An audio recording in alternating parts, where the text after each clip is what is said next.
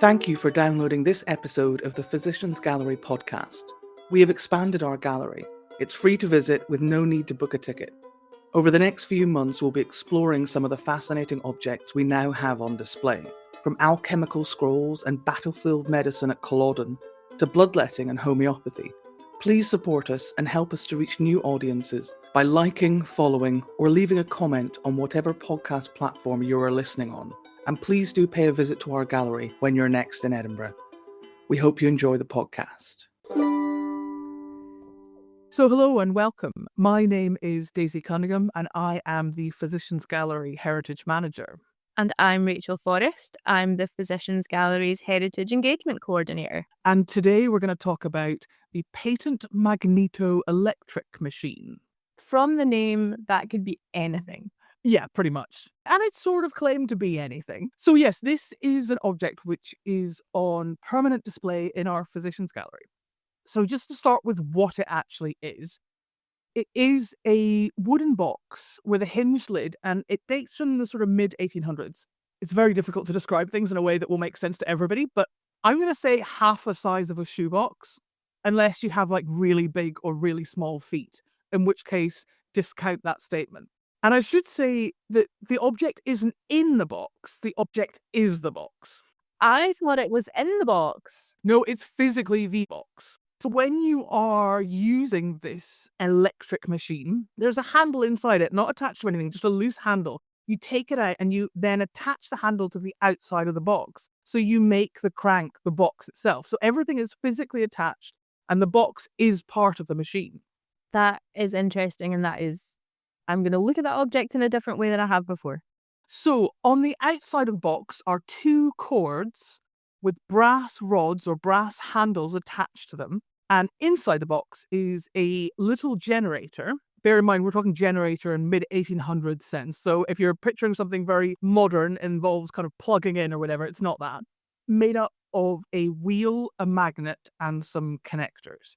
And if you do open the box and go, what on earth is this tangle of wires and rods and handles and stuff? Do not worry, because on the inside of the lid are instructions.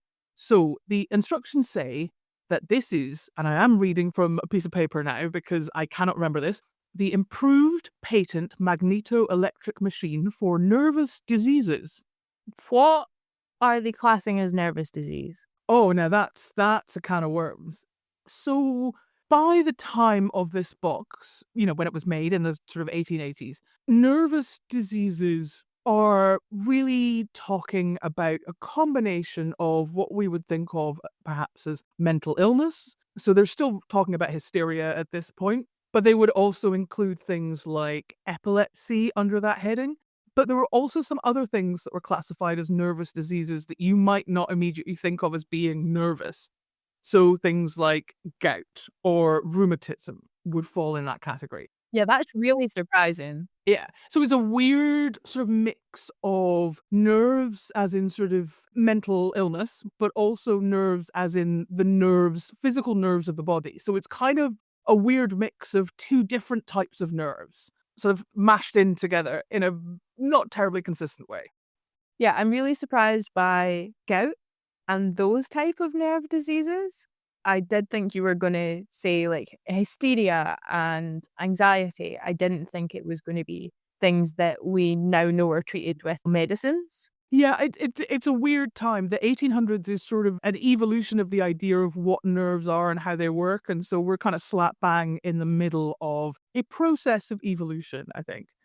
So I'm not going to read out all of the instructions, but just to give you a little bit of a taster, for example, it says, increase the strength of electricity only to that degree most agreeable to the patient. So this is at a point when we are long before the sort of electroshock therapy that you might think, having seen or read, One Flew Over the Cuckoo's Nest and things like that. This is a really, really low-level electric shock, because it is literally powered by you turning a tiny handle on the side of a small wooden box. So the extent of the charge is very, very weak. It's very unlikely that this was hurting anybody because it's such a weak charge. Do you remember those games where generally you played them in like high school, where there was like an electric shock handle, and if you didn't press the button, it would like shock your hand?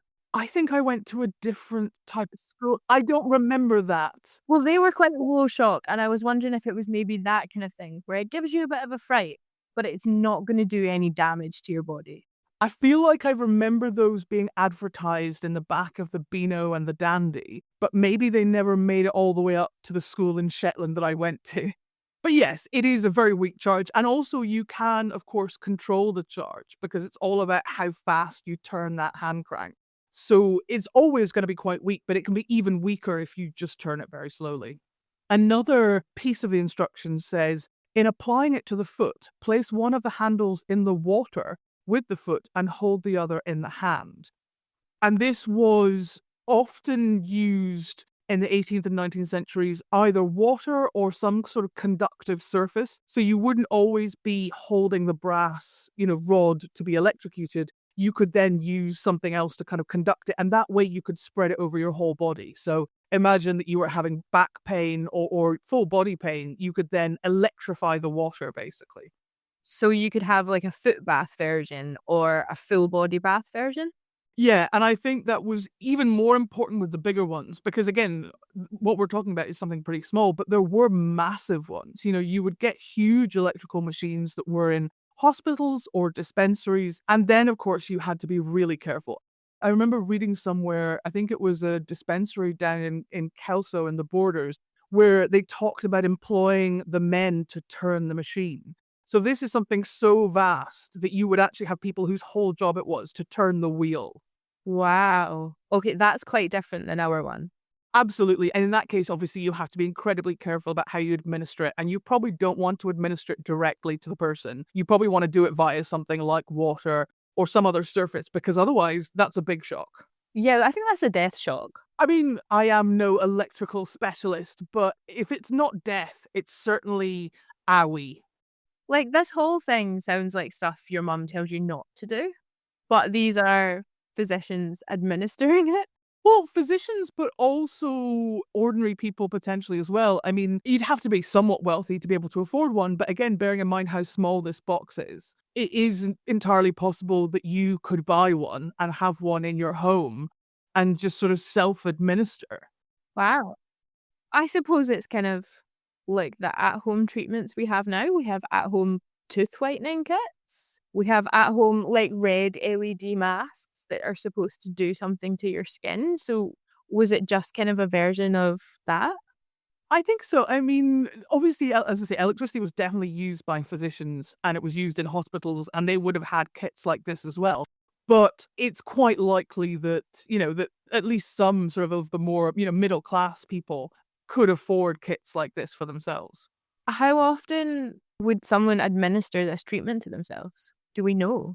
It's very difficult to know because it is this kind of self-treatment. So the large ones in dispensaries, we know that quite often you would come back once a day to be shocked, and that would be a standard daily part of your treatment.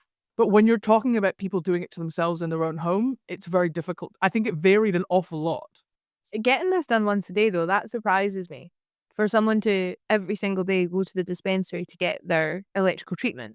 That was certainly what the intention was. You end up with a lot of people who don't come back every day or, can't make it back. And so it doesn't always work to that regimen.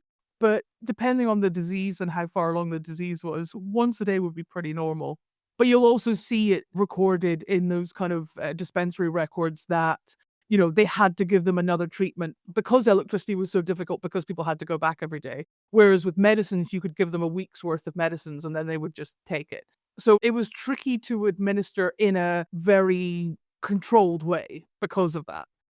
Other things that you would do, again, both with the smaller ones and the bigger ones, is you might put something between the handle and the body so it comes up a bit that sometimes it's a wet sponge because that's something which conducts but still allows for a little bit of a gap. So it reduces the chance of any blistering or burning or what have you of the skin.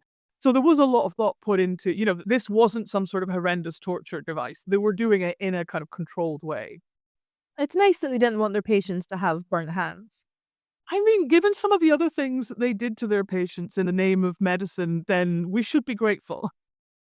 So just to sort of put this device into a bit of context, So some of this is my opinion. I would say that up front rather than being definitive fact. But in the 1800s, you get a real rise of specialization within medicine. So before then, a lot of the time you would have someone who was a physician who practiced in every sort of part of physicianly medicine. But the more knowledge, the more tools, the more equipment, the more books that were written, increasingly you got people who specifically focused on skin or the heart or, certain types of diseases, gastroenterology. And a lot of these specialties had new equipment which helped them to do their jobs. And they used laboratories and they used, microscopes to study these diseases. And mental health was sort of left behind a bit. It didn't really have the same sort of tools and equipment. And there was a bit of a feeling that it was more of a sort of vague and unprovable medical specialty by comparison to the others. You couldn't look at it under a microscope and go, aha, that's what it is. And so mental health specialists were really trying to identify tools and identify theories that gave their specialty a sort of legitimate standing alongside all the others. And so you get quite a lot of slightly dubious or sometimes very dubious theories. You get phrenology is one example, which gets very tied into eugenics. The idea that you can measure a head and that will tell you something about a person. And they also develop tools like this. So there's a lot of different kind of weird, somewhat dubious bits of equipment and ideas that kind of all start appearing at the same time. And as I say, my theory is that they're trying desperately to prove that their specialty is as legitimate as the other specialties. And prove that they can cure the way that other specialties can cure. Yes, exactly. They can diagnose with as much accuracy and they can cure. And of course, that's incredibly difficult. Even now, that's incredibly difficult because you can look at a leg and tell that a leg is broken, but you can't do quite the same for, mental illness. So yeah, that is just kind of part of that bigger picture. I should say though, as I kind of touched on at the start when we started talking about this, that, mental illness is part of this, but they do also claim that this can work on tetanus or lockjaw as it's also known, because that was also viewed as a nervous disease because of the way in which it sort of manifested. And all sorts of spinal deformities and things like that. But even though by this point in the late 1800s, there are starting to be, more and more clinical trials, more and more tests of things, this sort of piece of equipment, there is no test, there is no clinical trial that's carried out that proves that it does any of these things. It is based on individual testimonies and the willingness of the general public to spend money on this sort of thing. There is not a lot of evidence, i.e. no evidence, to suggest that this actually works. Especially not on gout. Yes. I mean, also especially not on literally everything else, but yeah. Thank you for listening to this Physicians Gallery podcast. If you enjoyed this episode, please subscribe, click like, or leave a positive review or comment. We truly appreciate your support because it helps us reach more people. If you'd like to know more about the Physicians Gallery, our exhibitions and upcoming events, please check out our website and social media pages. Links are in the description for this episode. Thank you.